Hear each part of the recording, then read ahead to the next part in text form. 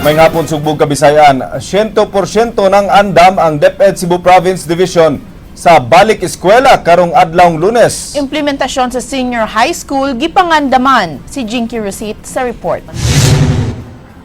Ang Department of Education sa Cebu Province Division mipahibaw nga andam na sila sa pagbukas sa klase karong Lunes, lakip na ang pagpatuman sa senior high school. Sa pagkakaron, adunay 14,000 enrollees sa senior high school, gikan sa 234 ka mga tunghaan sa pampublikong tunghaan sa tibuok lalawigan. Ang DepEd Province wa pay record kung pila ang nibalhin sa pribadong tunghaan. Bisan sa posibleng pagsugwak sa mga tinunan karong Lunes, apan giklaro sa DepEd nga aduna sila'y igong mga classrooms ug mga magtutudlo nga makaakomodar sa mga estudyante. Pag-open karon pohon, some of those not necessarily senior high school, may mga junior high, ang naranan sa principal, both principal ug tanaw unsay visible para sa mga bata. Giangkon ni Angtod nga dakong hagit alang nila ang pagsulod sa senior high school, labi pa kay kini ang unang tuig sa implementasyon sa mga tunghaan. Nabalaka sila sa posibleng pagkuwang sa mga equipment nga magamit sa mga eskwelahan, apan masaligon sila nga mahatag kining tanan sa regional office sa di pa ang klase karong Lunes. Wala pagyuta kahibaw sa eventualities o unsay may tabo, although nag-anticipate sa uban, dili magit 100% sure na ang atong mga assumptions good sakto. Sa pikas bahin, aduna na say gi-identify nga 699 ka mga tinunan nga mo-qualify sa senior high school voucher program sa DepEd. Alang sa Aksyon Bisaya, Jinky Rosit, News 5. Kapulisan sa Tibok Probinsya sa Sugbo andam na sa pagpatunhay sa kahusay ug kalinaw sa unang adlaw sa pagbukas sa klase karong Lunes. Gimando ni Senior Superintendent Clifford Gayranod sa tanang hepe sa kapulisan sa kalungsuran ug syudad nga mopahigayon og foot patrol palibot sa mga tunghaan. Himuon kini sud sa duha ka semana. Magbutang sab sila og mga help desk sa gawas sa tunghaan aron mahatagan og assistance ang mga reklamo sa mga ginikanan ug tinun-an. Awhag ni Gayranod sa mga ginikanan, kanunayng bantayan ang ilang mga anak aron malayo sa disgrasya. We are conducting security measures on the establishments, especially the schools that are going to open their classes. So nagbutang na tadiyag mga security, mga tao, mga patrolling, beat patrols and mobile patrols, and at the same time we have this assistance desk, public assistance desk na dito para may mga problema itong mga estudyante makaduol din sa pulis.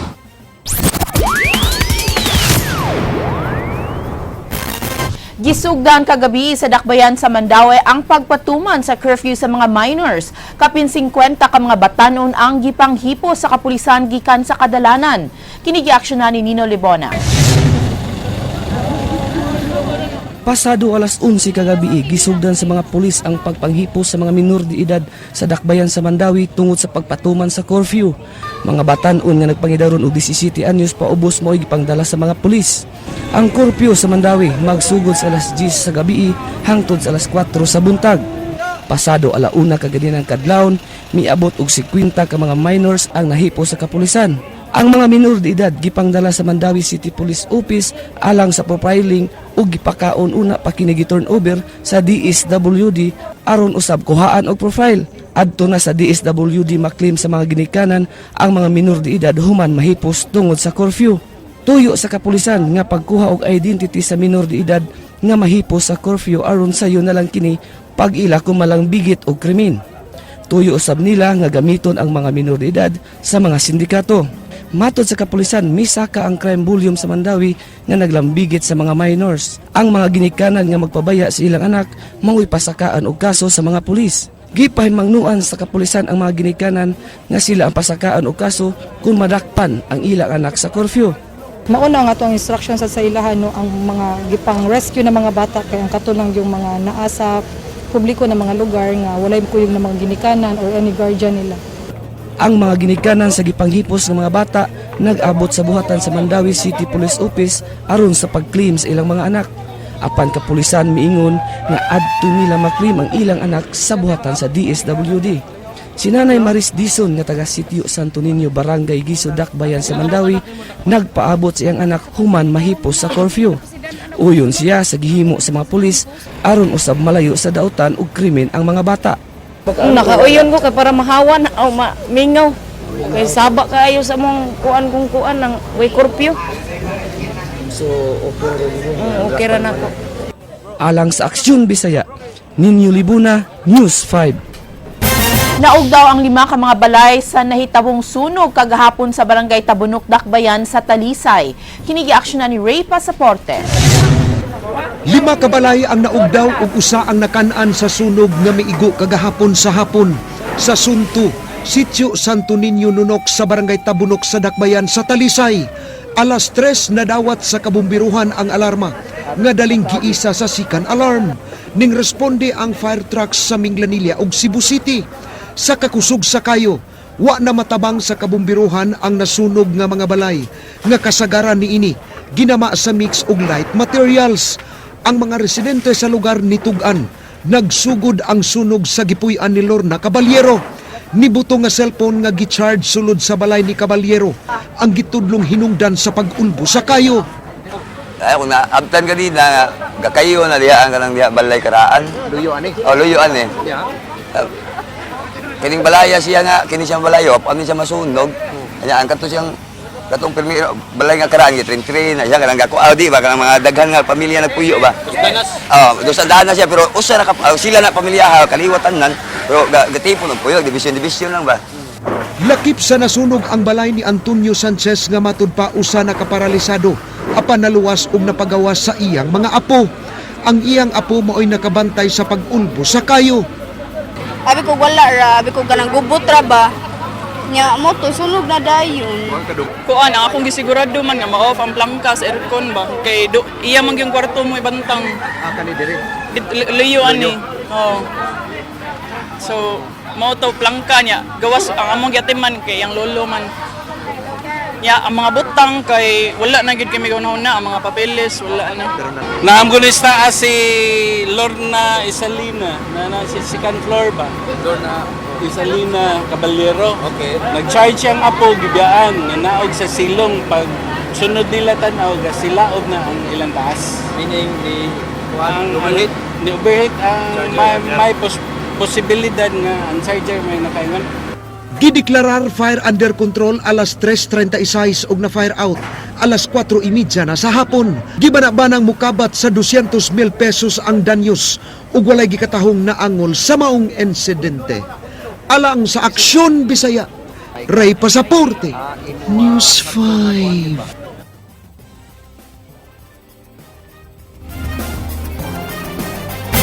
Sa mga balita sa gawas sa nasod. Patay ang piloto nga na-crash sa fighter jet sa Russia dito sa Moscow. Nakita na na-crash sa Sukhoi 27 fighter sa kalusangan uban sa patay nga lawas sa piloto nga wala maka-eject gikan sa eroplano. Gimando sa Russian Air Force ang dili pagpalupad sa ilang tanan nga Su-27 fighter jets hangtod masayran ang hinungdan sa crash.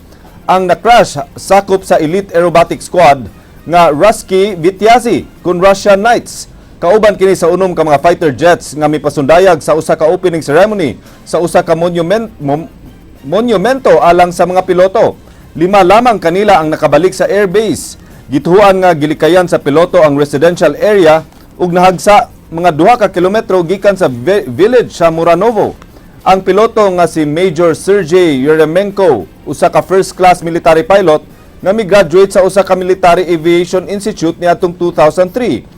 Ang Sukhoi Su-27 nga adunay NATO code name nga Flanker, usa ka twin-engine fighter aircraft nga gigamit sa Soviet military forces sugod niadtong 1984. 28 ang patay ug daghan ang samaran sa pagpamomba sa usa ka commercial district ug army checkpoint sa Baghdad, Iraq kagahapon. Usa ka sakyanan nga adunay bomba ang gipabuto sa usa ka dalan sa Baghdad nga nakapatay og 15 ka tawo ug 50 ang naangol. Laing bomba gipabuto sa usa ka suicide bomber sa usa ka army checkpoint di napatay ang 7 ka sundalo ug 20 ang nasamdan. Giako sa Islamic State of Iraq ang pagpamomba sa commercial district samtang walay ni angkon nga responsable sa suicide bombing sa checkpoint. 20 ang patay ug 30 ang nangaangol sa gihimong mga airstrike sa syudad sa Aleppo, Syria. Dili mo menos na 10 ang napatay sa pagpamomba nga mi-target sa Bayan Hospital nga gidumala sa Independent Doctors Association sa Syria. Siyam kam nga bag-ong nataw ang mga bata gipangkuha gikan sa ilang mga incubators human kini nga guba tungod sa pagpamomba. Laing 4 ang napatay nga naglakip sa 2 ka mga bata sa pagpamomba nga gihimo sa mga government helicopters sa Al-Maraje. Samtang 1 ka tawo ang napatay sa pagpamomba sa Al-Muadi. Mga barrel bombs kun mga oil drums nga gisudlan og explosives ug mga shrapnel ang gigamit sa gobyerno sa pagpamomba sa lugar sa mga rebelde.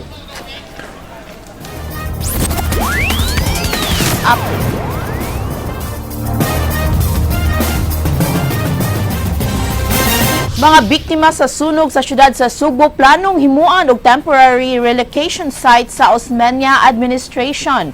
Usa ka luna sa North Reclamation Area ang giplanuhan sa acting mayor sa Dakbayan. Kini giaksyonan ni Leslie Caminada Vistil. Plano ni Acting Mayor Margot Osmeña nga himong temporary relocation site ang Block 27 nga nahimutang sa may North Reclamation Area, Barangay Mabulo ning Dakbayan. Sa maong lugar, planong ipahimutang ang mga biktima sa sunog. Di mo minos sa 6 ka buwan sila mamahimong makaistar sa maong dapit. Igo na kini nga panahon aron makatukod na sila sa bagong Pinoy-anan. Because we don't have any temporary relocation sites as of now. No, and it is just to prepare when we will have to help those who are demolished. But again, it is temporary. There will be a covenant signed by whoever moves in there. Giklaro hinuon ni Osmeña nga dili itugot sa syudad ang pagpabarog og mga balay sa maong relocation site tungod kay duna may tents nga ihatag ang Cebu City Government alang nila. Hatagan sab sila sa nag-una nilang panginahanglanon. It's not encouraging them. It's really providing. That's what we have to provide by law. No. Until we can put them in a more permanent resettlement site. Kahinumduman nga gipahawanan ni outgoing Mayor Michael Rama ang 2 ka ektaryang luna tungod sa planong pagpalambo sa dapit. Alang sa Aksyon Bisaya, Leslie Caminada Vistil, News 5. Mga labaw sa CPDRC mipahigayon og surprise inspection sa mga selda sud sa maong prisuhan ang ilang aksyon agig preparasyon sa hingpit nga paglingkod ni President-elect Rudy Duterte. Eksklusibong nagsunod sa aksyon si Jinky Rosit.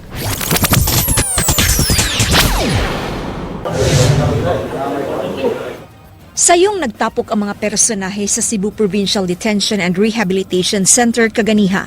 Ilang tumong ang pag-inspeksyon sa tanang selda sa maong pasilidad, pagsuta kung dunay mga gipalusot nga kontrabando.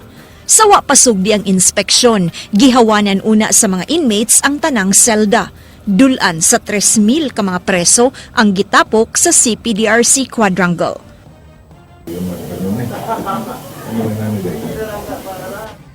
Nangunay sa inspeksyon ang CPDRC consultant nga si Marco Toral, kuyog niya ang security consultant sa Capitol, jail warden, PNP, CSU ug mga jail guards. Matag suok sa selda, ilang gisusi sa pagtuo nga dunay gipangtago nga kontrabando didto. Giukay nila ang tanang posibleng taguanan sa mga butang nga hugot nga gidili sa prisuhan. Human ang 2 ka oras nga operasyon, mao na kini ang ilang nakumpiska. Adunay drug paraphernalia sama sa toother ug mga lighters. Dunasay cellphones, DVD players, butane canisters ug mga hait nga hinagiban. Namatikdan nga way pakete sa drogas nga ilang nakuha. Gipasabot sa management, nahurot na nila kini og kumpiska sa nangagi nila nga Greyhound operation. Gihimo nila ang subsob nga operasyon aron limpyuhan ang jail facility gikan sa pasangil nga tinubdan kini sa drogas. Preparasyon sab matud pa kini sa paglingkod ni incoming President Rodrigo Duterte. Of course, kay ang atong President-elect nga si Rodrigo Duterte will mulingkod siya rong June 30 or July 1. Makita niya nga ni-exert sa make effort na iyang campaign against illegal drugs. Sa miaging operasyon, tunga sa sako nga mga cellphones ang ilang nakumpiska. Aduna say mga pakete sa drogas nga ilang nakuha apan gi-turn over na nila kini sa PNP Crime Laboratory. Subling gihimakak sa mga nagdumala sa CPDRC nga wa nila gitugot ang pagpalusot sa mga drogas sud sa maong prisuhan. O diri do sa ato dahang yung drug lord nga gipalang kaso ng dakpan sa gawas. O aray binapadong sa ato. Pero dahang drug lord, ang drugs, wa gid.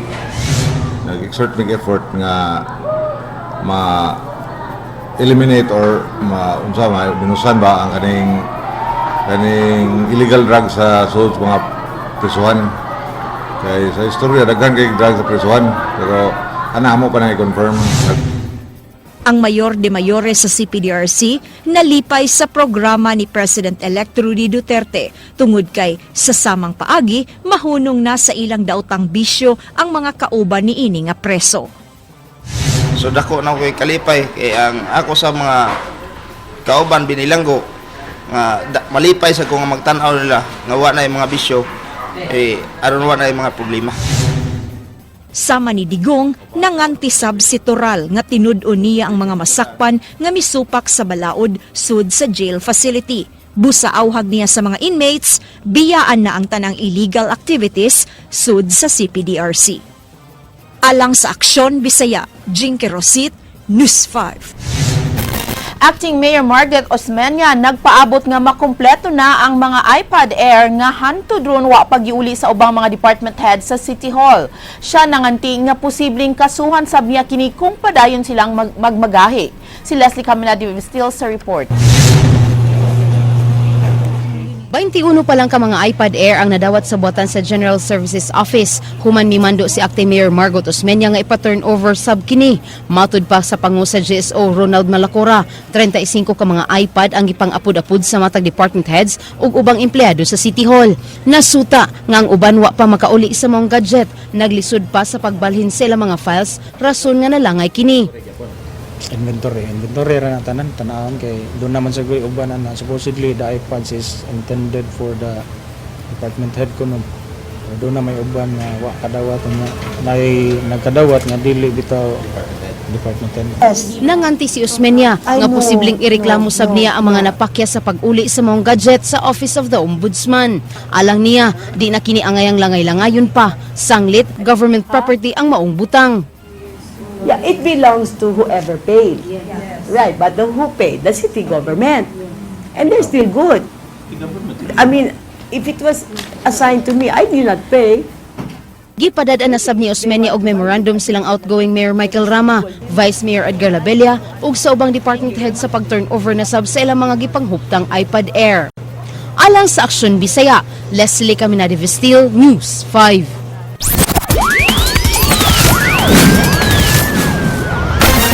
Usa ka pulis nasakpan nga migamit og gidili nga drugas. Kini ang resulta sa gihimo nga surprise drug test sa kapulisan sa lalawigan sa Sugbo. Kini giaksyonan ni Monique Atcha. Positibo ang usa ka pulis sa paggamit sa gidili nga drogas sa gihimo nga surprise drug test sa Cebu Provincial Police Office ug Cebu Provincial Anti-Drug Abuse Commission. Ang drug test gipahigayon sa police station sa lungsod sa Dalaget ug sa syudad sa Danau, di nasakpan ang usa ka pulis nga positibo sa paggamit og gidili nga drogas. And we will assure nga kung atong ma-prove, we will make sure na kaning police will be dismissed from the service. Nagdumili ang kapulisan sa pagbutyag sa pangalan sa pulis hangtod nga wala pay resulta sa himuon nga confirmatory test. Tanan para walay magmahay sila tanan mag-test. Ang mga pulis nga absent sa adlaw nga gipahigayon ng drug test, hatagan og higayon sa pagtin-aw kung nganong wala sila og gikinahanglan gihapon nga ipa-drug test. Alang sa Aksyon Bisaya, Monique Atcha, News 5. Duha ka drug pusher sa Barangay Apas nga anaa sa listahan sa kapulisan nadakpan sa mga sakop sa Mabolo Police Station. Kini giaksyonan ni Edwin Cañete. Ang number 2 ug number 6 sa listahan sa mga drug pusher sa Mabulo Police Station ang nadakpan sa City Intelligence Branch sa Barangay Apas, Dakbayan sa Subo. Nadakpan sa Bebas Operation si Romel Castillo Capuyan nga taga Sitio San Miguel ug si Virgilio Macang nga taga Sitio Aper Panabang. Unang nadakpan sa kapulisan sa CIB mao si Capuyan ug sa gipay-gayong pag-follow up operation nadakpan nila ang supplier ni ug shabu nga si Macang. Then pagkabot nila ngadto laging na timingan nga ang maong suspect nga naabta nila in taglante nga nagpatsisyon. Si Macang miangkon nga bag-o lang siya mibalik sa iyang pagpamaligya sukad siya nga nakagawa sa bilangguan niya tong 2011. Siya na bilanggo niya tong tuig 2009 sa kasong pagpamaligya o ginadili nga drogas. Mapay pagbalik na ko. Katong tayo magid. Samtang no comment usab si Capuyan bisan sa pagpangutana sa tinud-anay niyang pangidaron.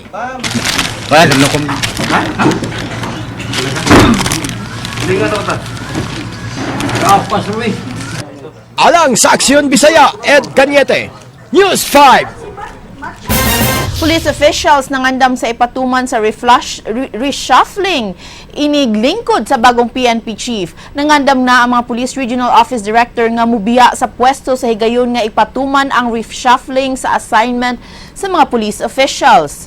Napanglangtawan ni Chief Superintendent Patrocinio Comendador nga ipatuman kini iniglingkod sa bagong PNP chief nga si Ronald De La Rosa. Wala sa mahimo, no? Wala sa mahimo og order. Unay order mo tumanta. Kaya wala mo tayo order ng gibalibaran. 50-50. I-put up para... Na-meeting, I think, next week. Oh. Kunbitado nga si Jovan Fernandez anaas paghihapon sulod sa CPDRC taliwa sa court order nga ibalhin na kini sa Leyte Regional Prison sa Abuyog, Leyte. Kung ngano atong siron sa report ni Jinky Rusit. Hangtod karon nagpabilin lang gihapon sulod sa CPDRC ang kontrobersyal nga anak sa kanhi mayor sa Talisay City nga si Joavan Fernandez. Kini bisan pa man sa mando sa korte nga ibalhin na kinigikan sa CPDRC paingon sa Leyte Regional Prison human makumbikto sa kasong illegal possession of explosive niadtong Mayo 23 ining tuiga. Silot nga reklusyon perpetua ang giatubang ni Joavan kun 40 ka tuig nga pagkabilanggo. Samtang laing unom hangtod sa 10 ka tuig nga pagkapreso sab tungod sa kasong illegal possession of firearms ug paglapas sa COMELEC gun ban niadtong 2013. Gipasabot sa acting jail warden sa CPDRC nga nalangay sila sa pagbalhin ni Joavan tungod kay gipaabot pa nila ang laing hukom sa kaso niya sa Barili. Napay kaso niyang usas barili. Wa pa man. Kung ato nang ipadaha dito, mo-order ang judge, o muhatag na to o mitimos, mo gapon mabalik na dire. Alang ni Manansala, mas maayo nga paabuto na lang ang mitimos sa maong kaso aron kausara ang pagbalhin ni Joavan sa Leyte, diin niya serbisyuhan ang iyang silot. Gaston kay sa gobyerno, balik-balik dire. Ato lang hamin wakto mahuman as barili, ato na isipment na ito. Ito lupa. Alang sa Aksyon Bisaya, Jinky Rosit, News 5. Mga nagtukod og mga balay sa Osmeña Shrine midangop sa korte human nahulga sa pagguba sa City Hall sa ilang gipang tukod sa maong lugar. Kinigaksyonan ni Leslie Camanade Vistil. Nangayo og temporary restraining order gikan sa korte ang illegal nga mitukod og mga balay sa Osmeña Shrine sa Barangay Kalunasan, Dakbayan sa Sugbo. Matud ni OIC City Legal Attorney Eliodoro Diaz, gipahigayon kaganyang buntag ang hearing sa TRO at tubangan sa korte. Matud ni Diaz, ipahigayon sa City Hall ang demolition karong Lunes kun dili mohatag og TRO ang korte. This morning was about the application for the TRO. I cannot make further details on the ground of sub judice. But the court didn't issue a TRO. It never issued a status quo order because we never agreed.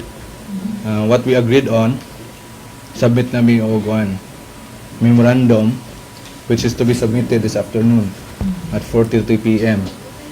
And then i-resolve na ni judge by Monday. Si Acting Mayor Margot Osmeña miingon nga illegal ang pagtukod og balay sa Osmeña Shrine nga gidonate sa kagamhanan sa Dakbayan sa Sugbo sa usa ka religious organization. Matod sa Acting Mayor, ang luna dili alang sa urban poor kay giplanuhan kini nga tukuran og rehabilitation center. It's still owned by the Cebu City government. They're still not allowed to be there. And they're approaching me. Maybe I can just explain it to them. But it's not going to change. If their purpose is what? To ask? To what? To be able to stay there?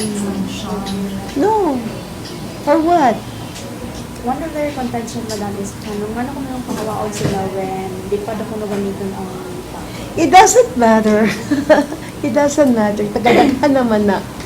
You don't just move in, you see a vacant lot and you move in, you say, anyway, you're not using it yet. Alang sa Aksyon Bisaya, Leslie Caminade Vestil, News 5. Gibalik sa City Hall ang uban nga mga sakyanan nga ilang gibawi gikan sa mga barangay. Samtang obligado nga makabayad ang City Hall sa mga sakyanan nga napalit sa Toyota Motors. Kini giaksyonan ni Leslie Caminade Vestil.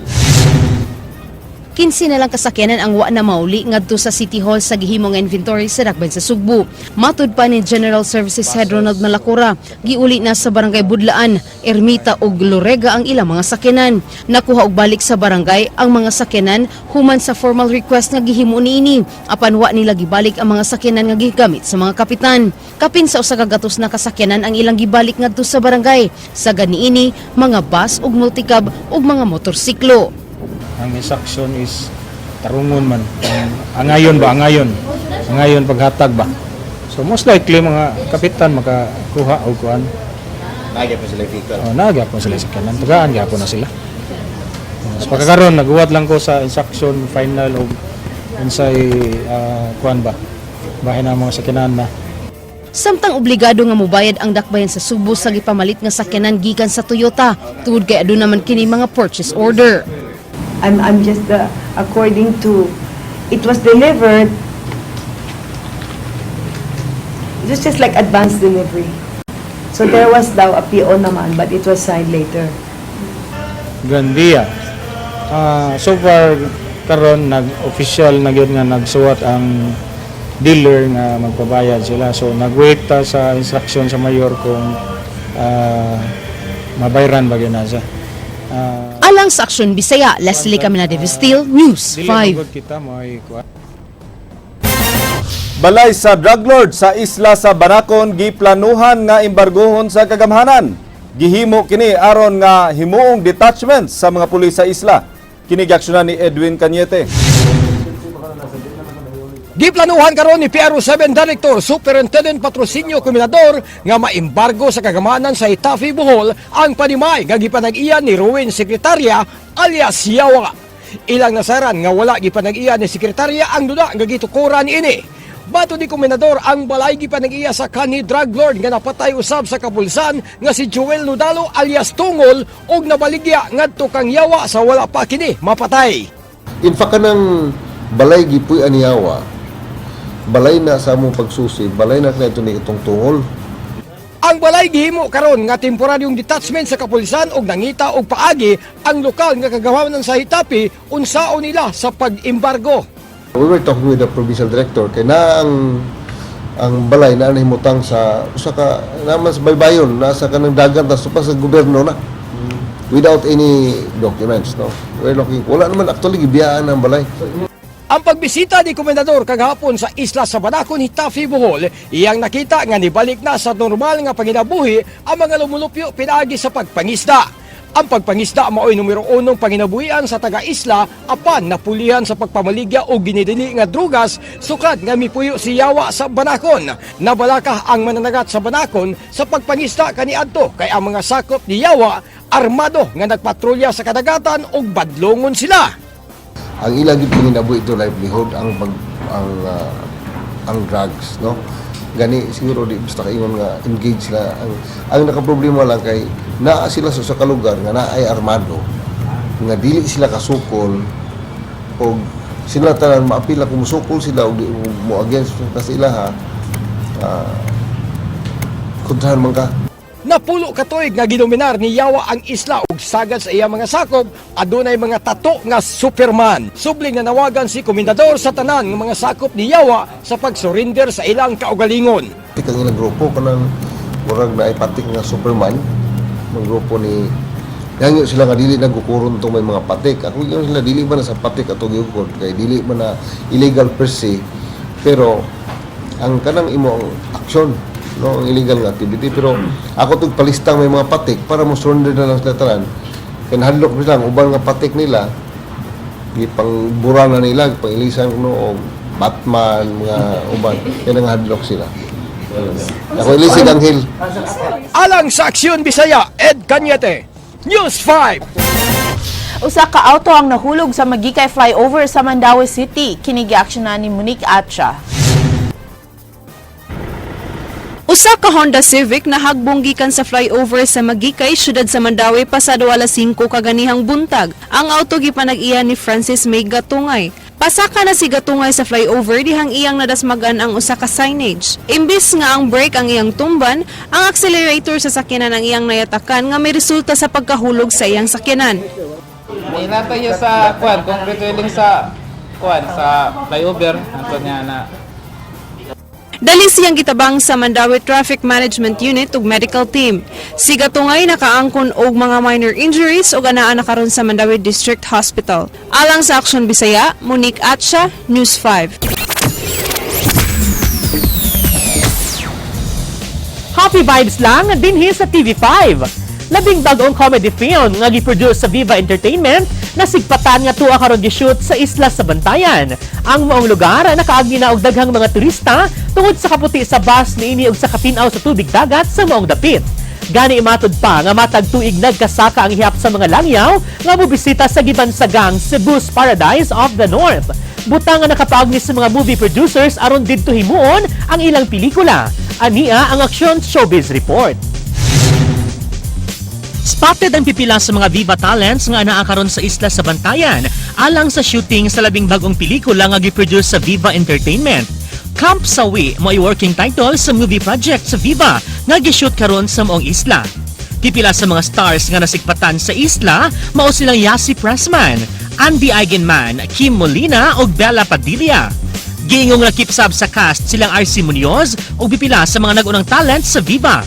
Ang maong sexy comedy film gihisusama matud pa sa pelikulang Temptation Island, maong lauman sa kadaghanan ang pagpa-sexy sa mga cast niini.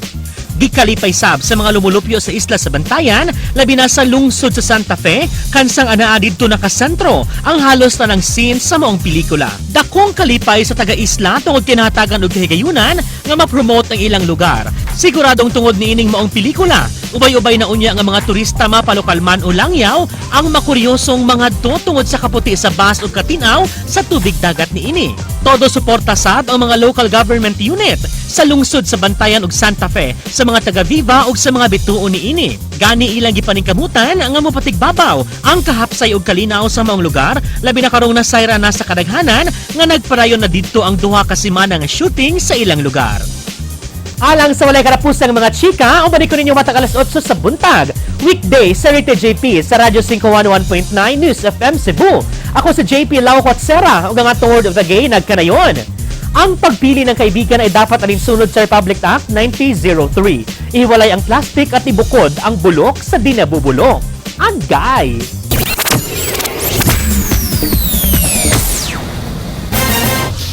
Maukat to ang mga balita sa Aksyon Bisaya. Ako si Glenn Soco. Mga balita nga pundasyon sa ligdo nga opinyon o konkretong solusyon. Ako si Georgia Herrera. Bisan asa, bisan kanusa. Kapatid! Kay di lang kutob sa balita, Aksyon!